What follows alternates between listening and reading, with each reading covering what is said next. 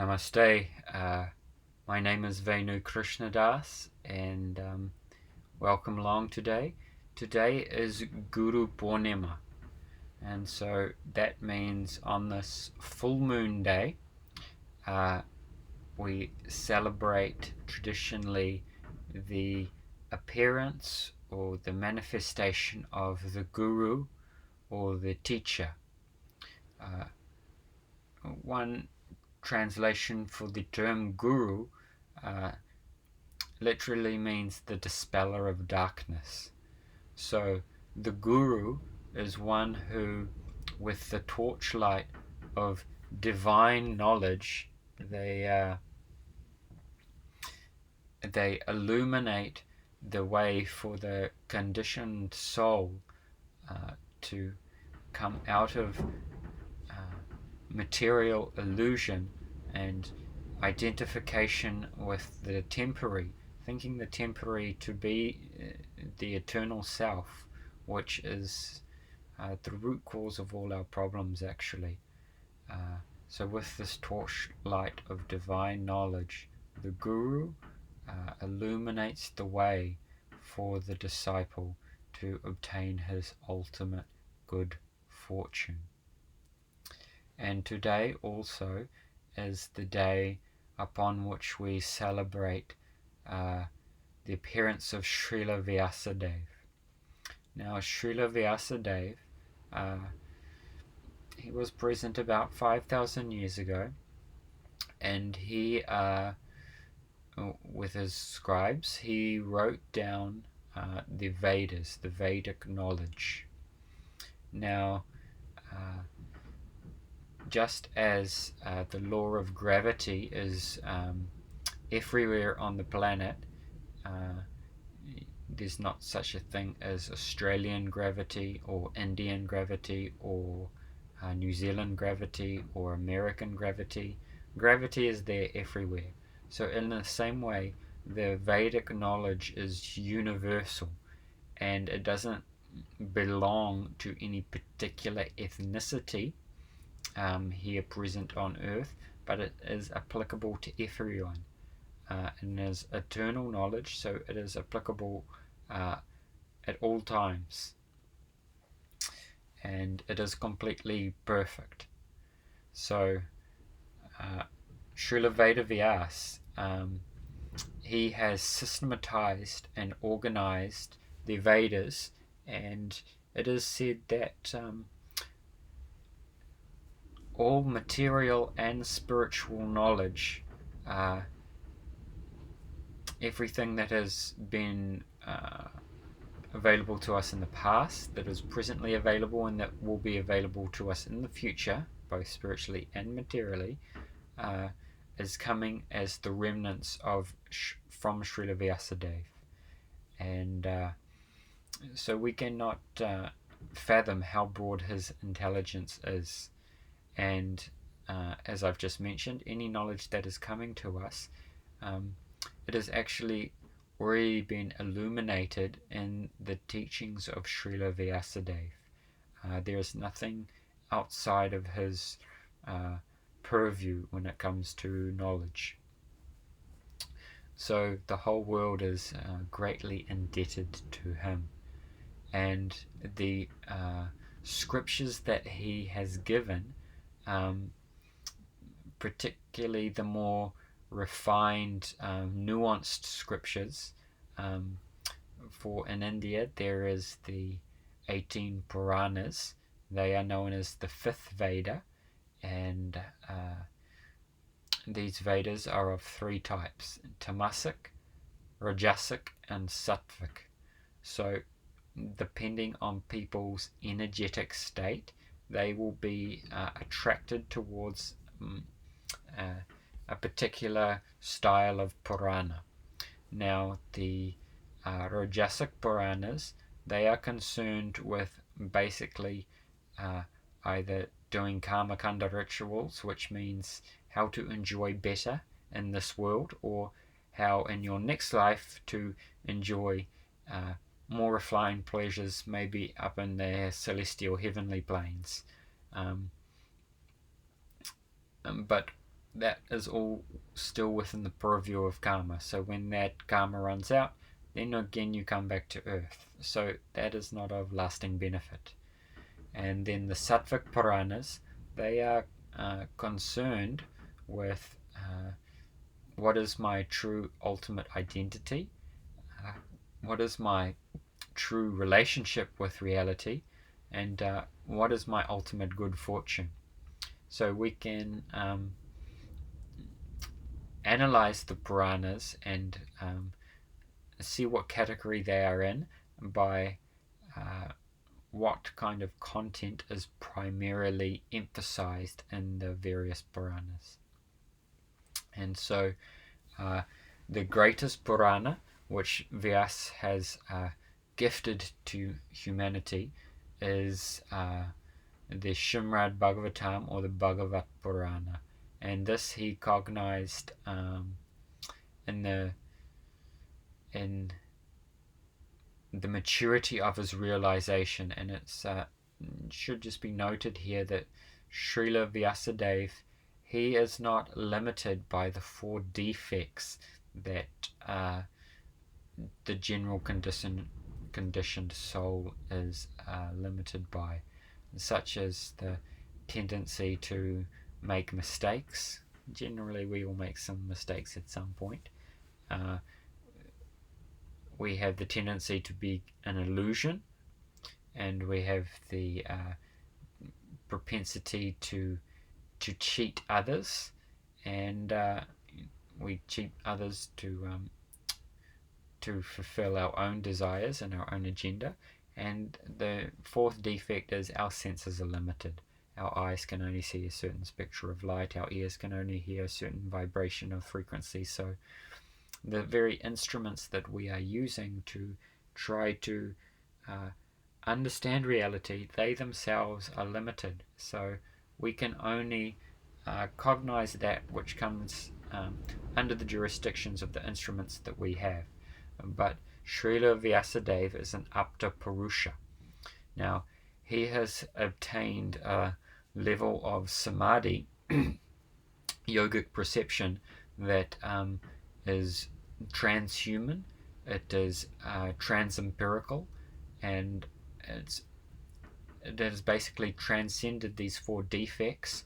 So the realization that is available to him is extremely broad and vast, and he has no material agenda that he is trying to put forward. He is not trying to start any movement for his own self-interest. So if we are hearing from scriptures that are coming through an individual who still has some limitations by 1 or maybe 4 of these 4 defects, then that scripture itself is probably also going to have some limitations. But this we do not find with Srila Vyasadeva. So this is quite an extraordinary thing, and it's not something that can be grasped with the material mind. But today I want to share some very wonderful pastimes that Vyasadeva has gifted to us, and these are in line with the occasion because they illuminate the guru-disciple relationship. So please hear, and I think you'll enjoy these pastimes. So I'll start with some invocation mantras to begin.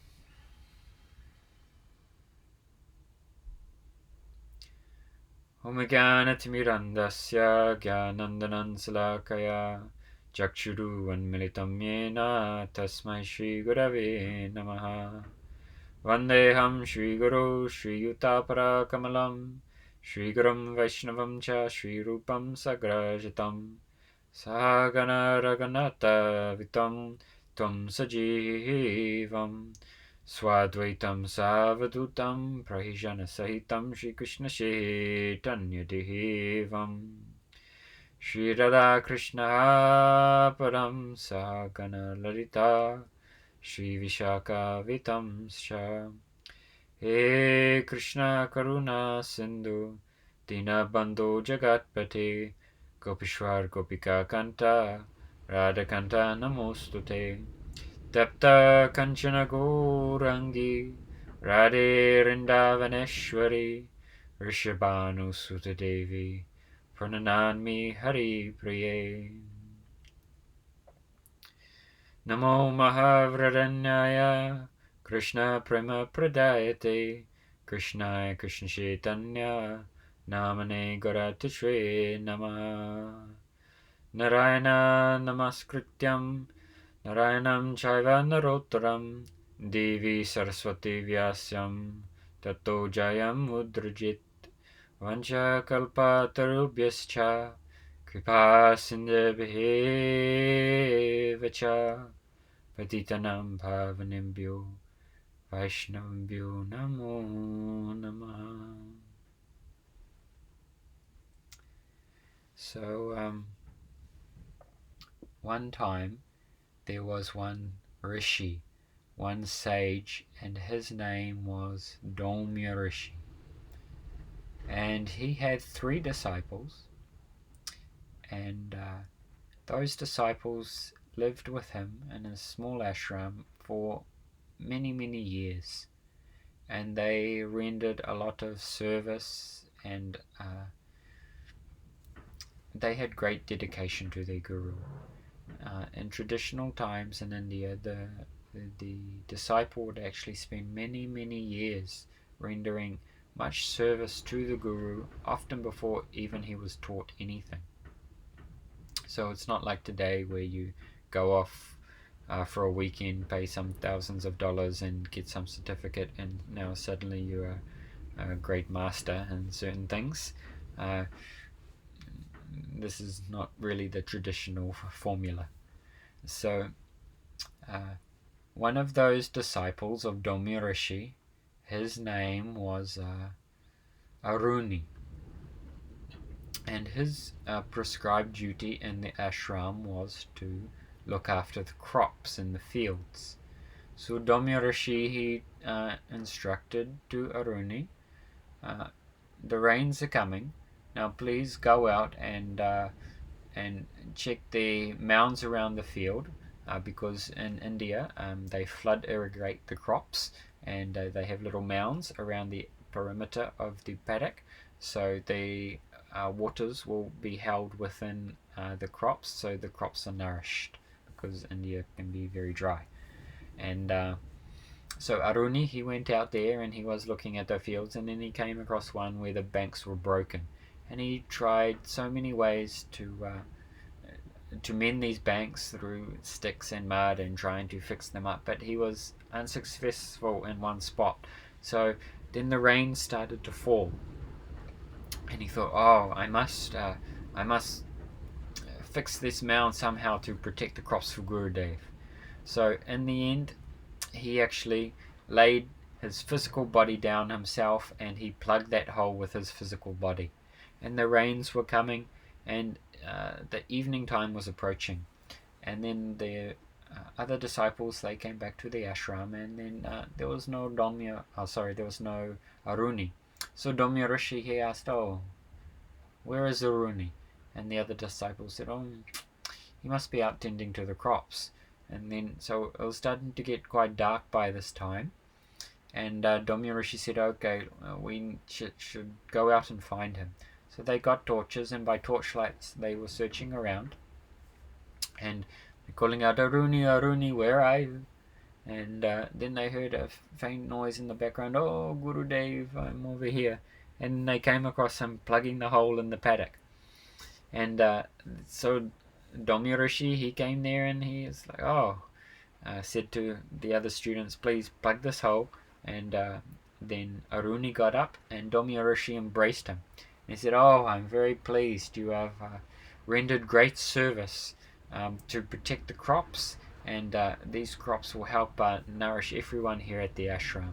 So I bless you that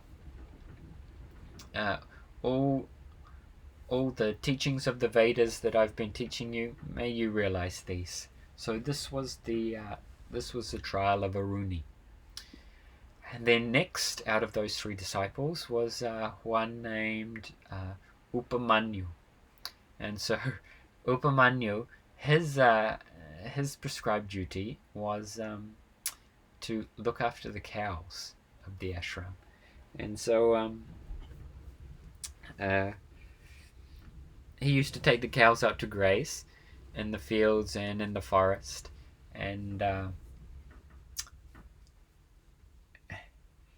he used to get quite hungry.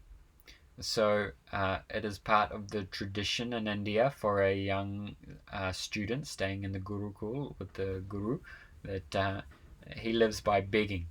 And whatever he receives from begging, he brings it back and he offers to his Gurudev first before he takes anything. And then whatever remnants Gurudev gives to him, then he can eat that for the day. And so Upamanyu, he would go out begging, and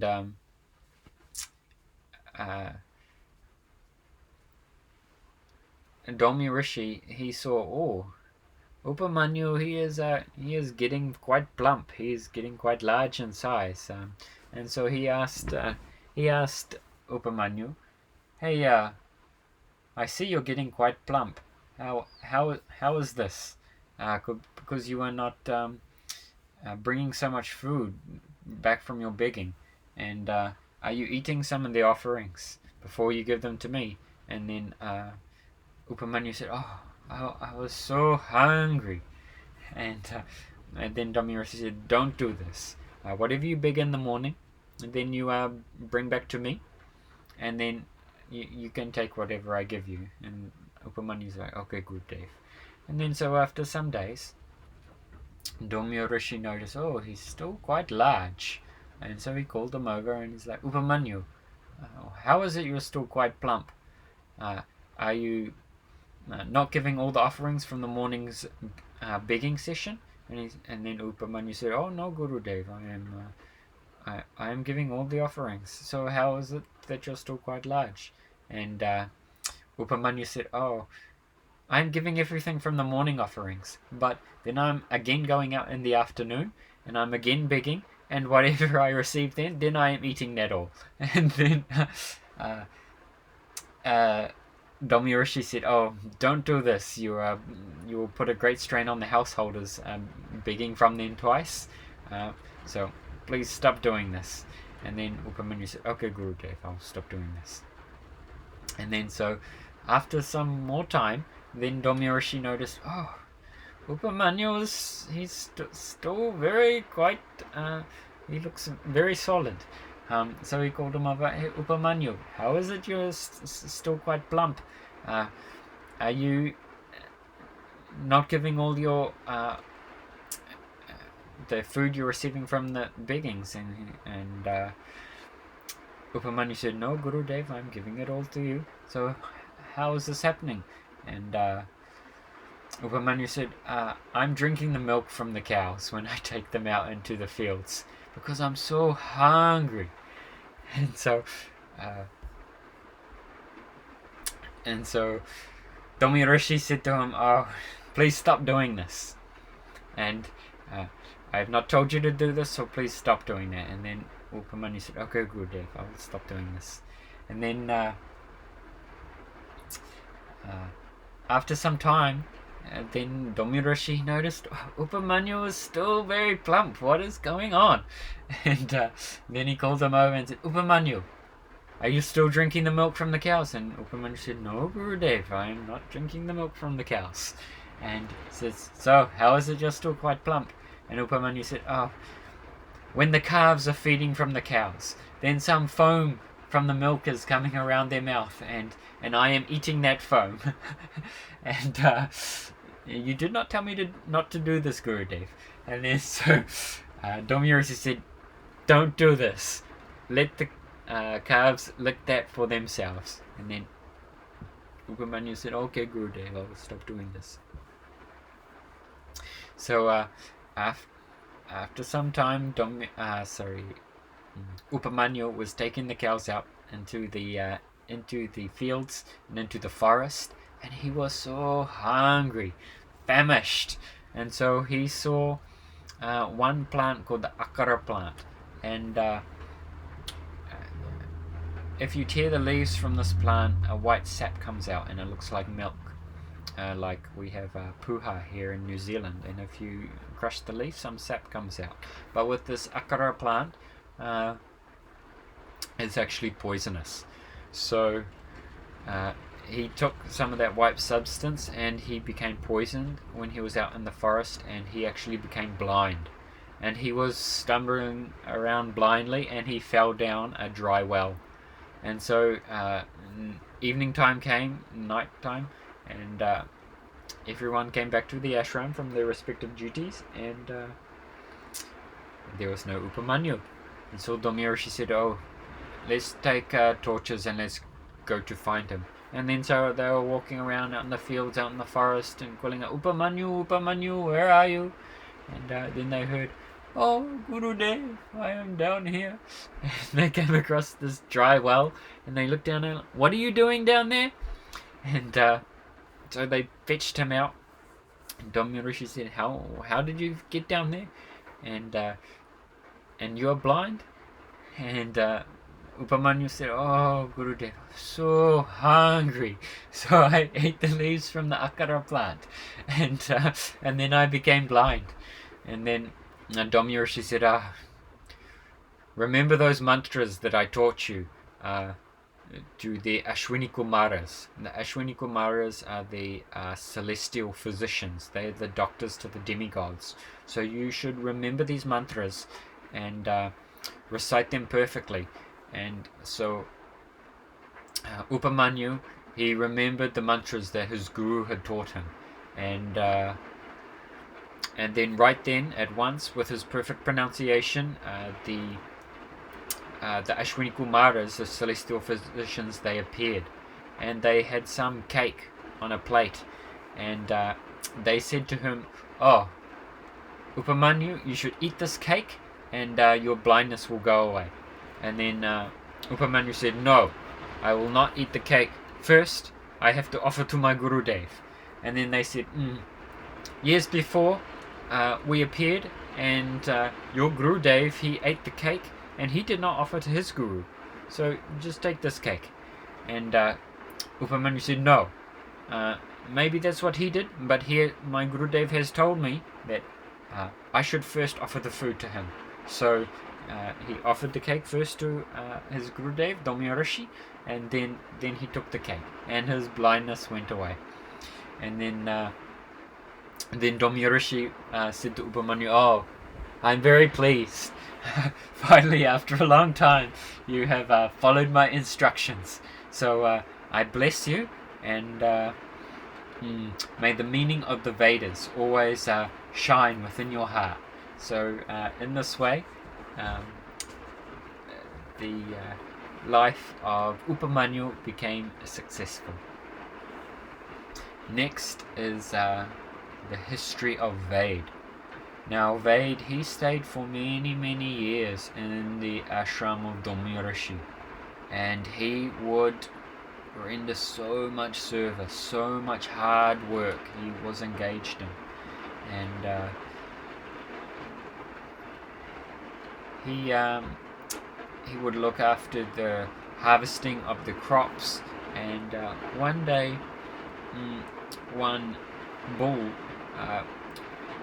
during the harvest season, he had a cart attached to him, and this bull from the ashram, he got stuck in the mud, and it was loaded high with the harvest, with the crop.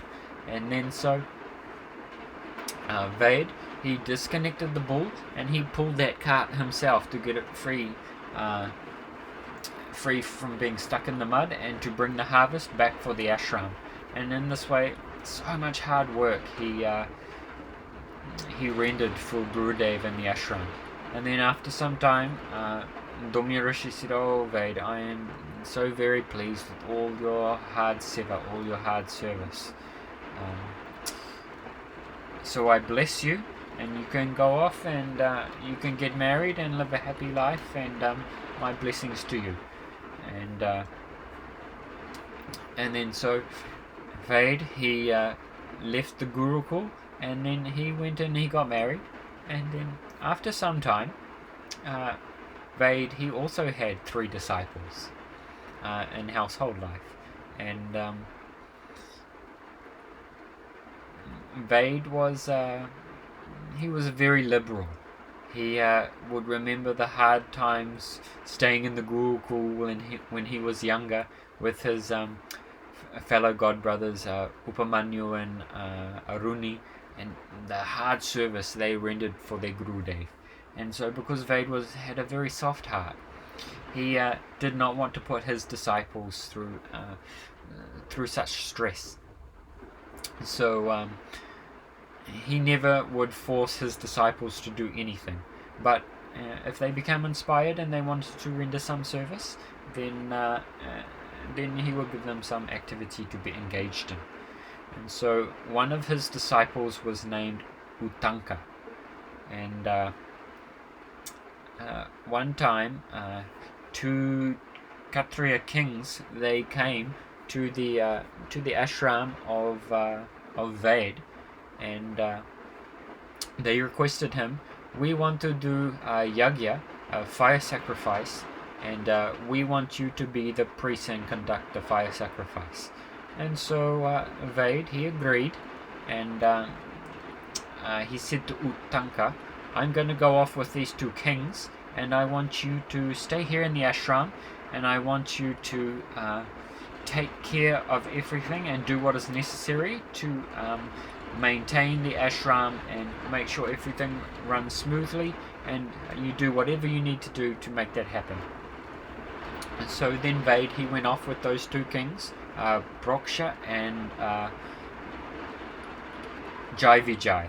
And Jai is the son of Maharaj Parikshit. So Veda went off, and Uttanka, he was in charge of looking after the ashram.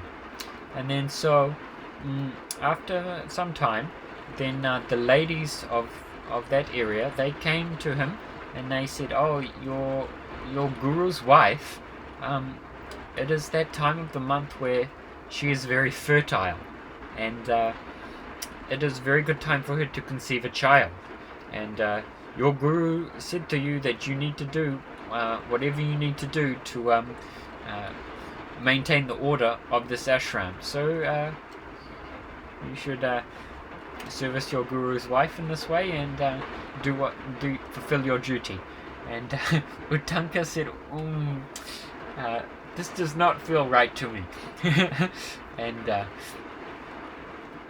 And so after some time, Veda came back from conducting that fire sacrifice, and Uttanka told him what happened, and he said, oh, I'm sorry, Gurudev, but that was too far. I could not do that. And then Veda said, oh, I'm very pleased with you. So this was the trial of Uttanka. And then Veda blessed him, and he said, you can go off and have a married life now if you want to. Full blessings to you, my dear son. And then it is said that if you give knowledge to someone who is not worthy or undeserving, then either the knowledge dies or that person dies. So Uttanka said to Veda, so it is custom that when the disciples finishes his study, he should give some guru dakshina, some kind of donation offering to the guru for all he has received from the guru. And so Veda was free from desire. He said, I don't want anything, but you can ask your Guru Mata, my wife, if she wants something, and whatever she wants, I will consider that to be the Guru Dakshina, and that will be fine. So then Uttanka went off to his Guru Mata, to Veda's wife, and he asked her, dear Guru Mataji, what would you like as Guru Dakshina? And Veda's wife said, those two kings who came, Proksha's wife, she had some very nice earrings. And in 4 days from now, there's going to be a big festival, and I'm going to feed so many brahmanas, so many Vedic priests, and if I could be wearing those earrings when I'm offering the food to these brahmanas, I will be so pleased. So I want you to go to Proksha, that king, and I want you to get from his wife those earrings so I can wear them while I'm rendering my service. And so with great enthusiasm, Uttanka, he left on his journey to go and get these earrings. And on his way, he saw a very huge man riding on a very, very sturdy bull. And then that man on the bull said to him, "Hey, you, come here." And so Uttanka stopped and said, "Yes, sir." And he said, "I want you to eat the dung from this bull." And Uttanka said, "I'm okay, thanks." And then that man on that bull said, "Oh, but years before your guru came, and he ate the dung from this bull." So Uttanka thought, well, if Gurudev is doing, then I should do too. So he ate the dung, and he washed it down with some urine, and then he carried on his way. And so he got to that king's village and to the king's palace, Proksha, and Proksha heard that a brahmana had come, and he received him very warmly, and he inquired who his guru was, and my guru is Veda, and just before Veda had been there and conducting the fire sacrifice. So the king was very pleased to have Veda's disciple there, and so Proksha, that king, asked Uttanka, what can I do for you? And Uttanka said, "Oh, I've actually come for Guru Dakshina, and I want to get the earrings from your wife,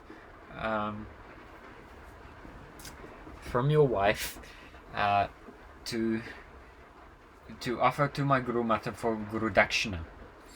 And one thing that I should mention, once Uttanka ate the dung from that bull, then he done what's called achaman. Achaman is when you have a little vessel of water, and in a particular ritualistic way you wash various parts of the body to purify yourself. Now, it's said in the scriptures that you should always be seated when you're doing achaman, and you should always be facing east. But Uttanka was so eager after he had eaten the dung from that bull that just when he was standing, he very quickly done the achaman and carried on his way.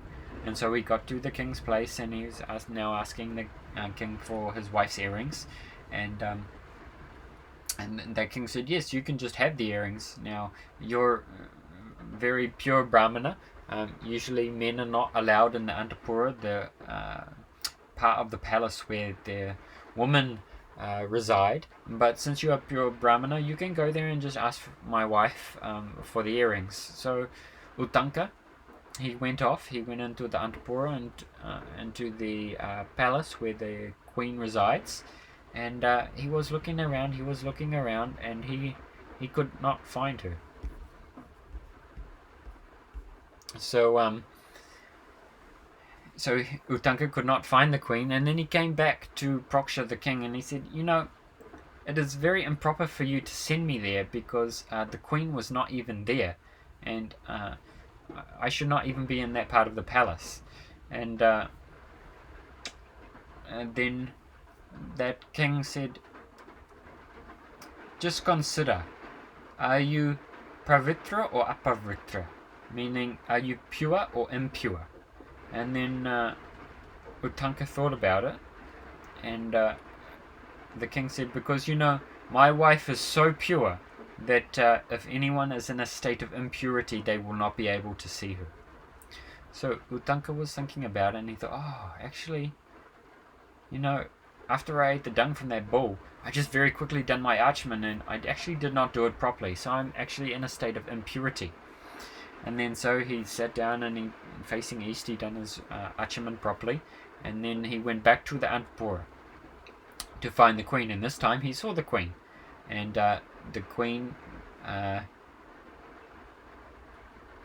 she gave him the earrings, but she said to him, I'm very pleased to give you these earrings, but just be aware that there's one serpent that is trying to steal these earrings, and he wants them very much. And Utanka said, oh, I'm not afraid. He will not be able to overpower me. And then so the Utanka, he left the queen's part of the palace, and he came back to the king and giving his respects just before he leaves. And then the king said, hey, actually I'm just about to do the Shraddha ceremony for my forefathers, and part of that is we should feed a Brahmana, so please just stay a little bit longer, and please take some food. And then Utanka said, okay, but please, I'm a very pure Brahmana, and I only take very, very pure food, because that king was a Kshatriya, a warrior class, and they are a bit more liberal in their food choices. And then so that king said, don't worry, our food is very pure. And then so at once he got his servants to bring Utanka-san a plate of food, and Utanka sat down to take the food, and the food was cold. You should never serve a guest cold food. And then, what is this? There's the hair in the food. So Utanka went back to the king, and he's like, what are you doing? You're serving me cold food, and there's a hair in the food. And then Praksha, the king, is like, what are you talking about? My food is always pure. And then so that king, he said, I curse you. You're saying our pure food is impure. I curse you that you should lose your sight. And then Utanka's like, what is this? First you serve me cold food with the hair in it, and now you're cursing me? I counter curse you that you should have no descendants. And then Utanka said, come and have a look at this food. And so the king followed him, and then they looked at him and said, oh, you're right, the food is cold, and there's a hair in the food. And then so Praksha, the king, he said to Utanka, please, I was wrong, please take back your curse. And then so Utanka, he said, yes, I will retract my curse. Now please retract your curse. And then Praksha said, the king said, actually I can't retract that curse, because a curse comes from the heart, and you also have to retract it from the heart, and I still feel some burning there. And so because Utanka was a Brahmana of very pure character, then he could forgive naturally. But because Praksha, the king, was from the warrior lineage, then he could not forgive so easily. He holds things more. So then Utanka said, oh, well, you gave your curse under false pretenses, so I don't think the curse is going to stick anyway. And then he left that place.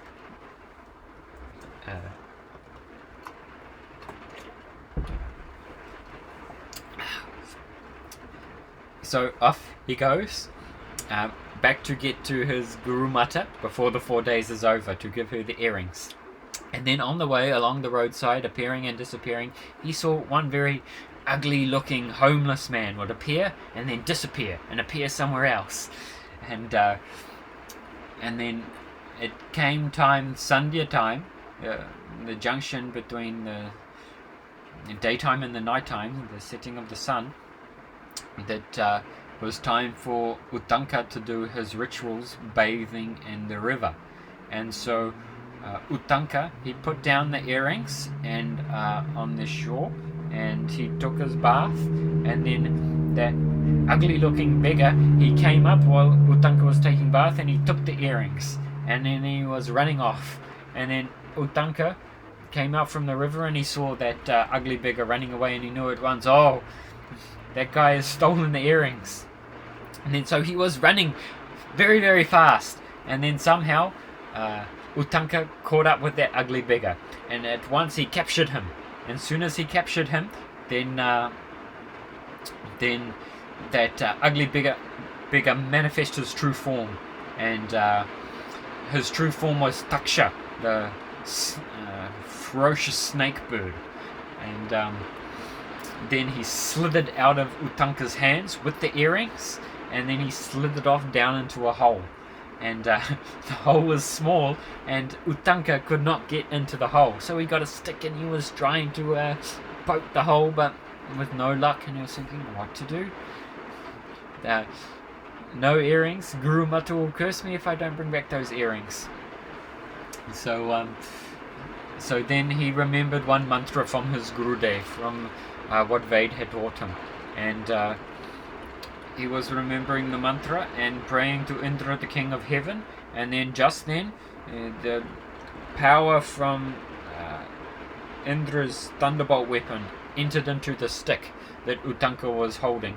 And he poked that hole and blew open the hole large. And then Uttanka was able to enter into that hole.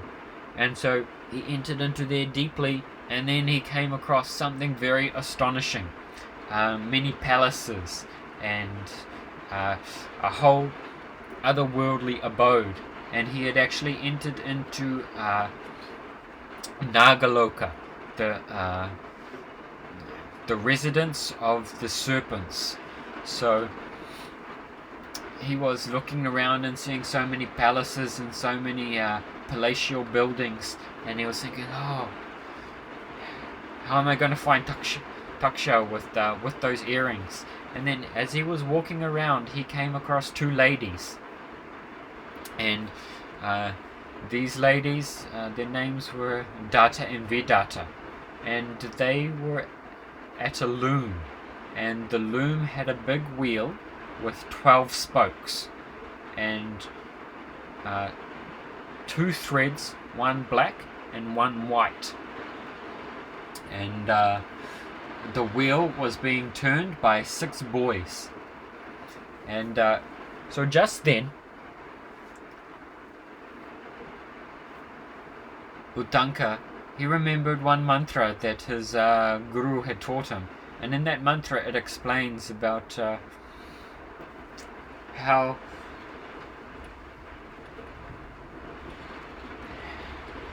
fate and destiny,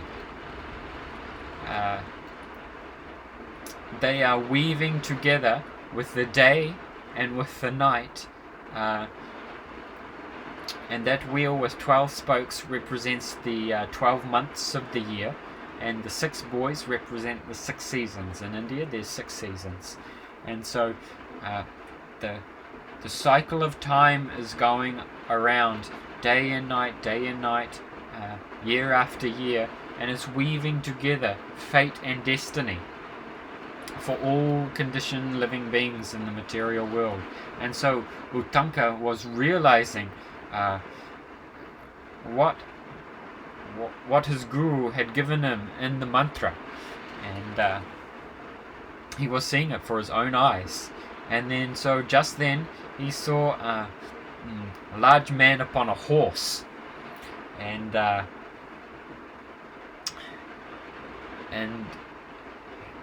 he was remembering, and Uttanka was remembering and praying to his Gurudev. Oh Gurudev, I'm now seeing the mantras that you have taught me. I'm getting realization of those. And he was offering so many prayers to his guru. And then so that man on the horse, he said to me, I'm very pleased with your prayers. what are you doing here? And can I help you? And then so Uttanka said, Taksha, the serpent, he has stolen these earrings that I wanted to give to my Guru Mata for Dakshina, and I don't know where to find him. So just then, that man on the horse, he said, blow into my horse's mouth. And then Uttanka was thinking, this day can't get any crazier. Okay.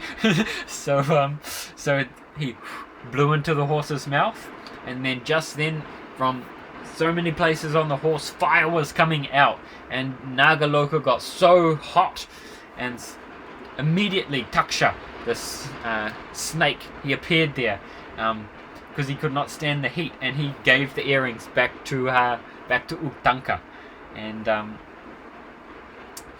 then Taksha left, and Uttanka, he now had the earrings, and then so he was thinking, oh, I must get back to my Guru Mata, but so much time has passed on this incredible journey that I'm not going to make it back within the 4 days. And then so the man on the horse, he said, don't worry,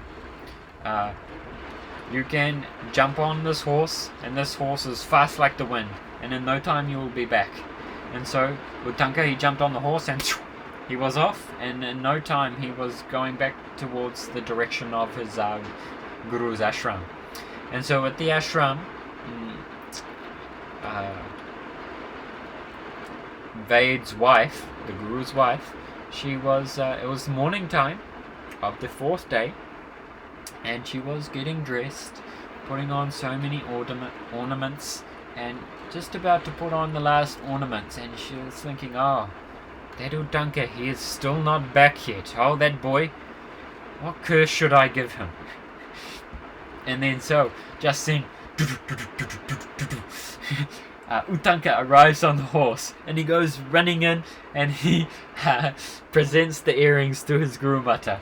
And then so Guru Mata, she's like, oh, my dear child, I am so pleased you have brought me the earrings.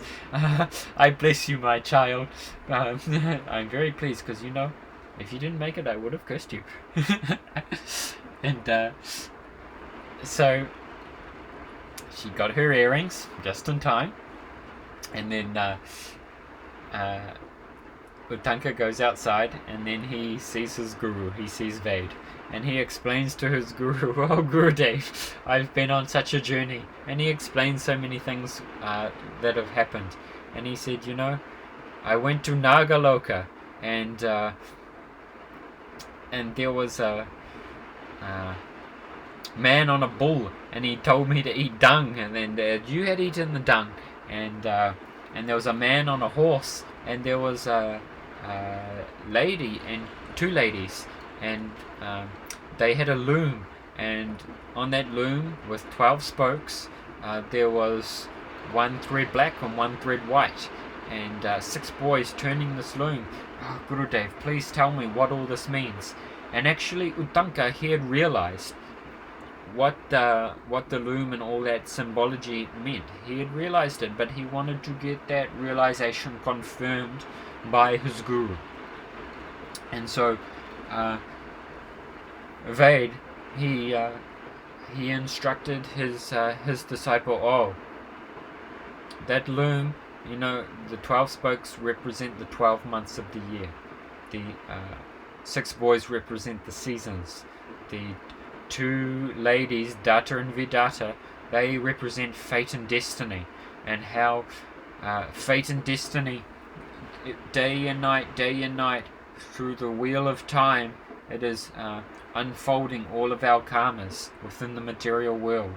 And that personality, the large man upon the horse, that was actually Prajanya, the Devata, and that horse was Agnidev, the god of fire. And so the lesson is here, if one has service to his Gurudev, then all of the Devatas, they will come and they will help and support you to fulfill this service, and help you in life to participate in the mission of your Guru. And so in this way, Veda was very pleased and gave full blessings to Uttanka, and this was the trial of Uttanka. So this concludes our pastimes. So first we had the 3 disciples of Domi Rishi, Aruni, Upamanyu, and Veda. And then the second generation, Uttanka, and the wonderful journey of Uttanka. And so Srila Vyasa himself has given these histories to illuminate how by surrendering to Gurudev, by serving in the mission of Gurudev, all the devatas in the universe, they will help support us in life and on that mission. And through the mercy of Gurudev, our true auspiciousness in life can be attained. So I hope you got something a little bit valuable from these stories, and thank you very much for listening. All blessings to you. Vanchikapatarubhascha kripasinda Veda Vyass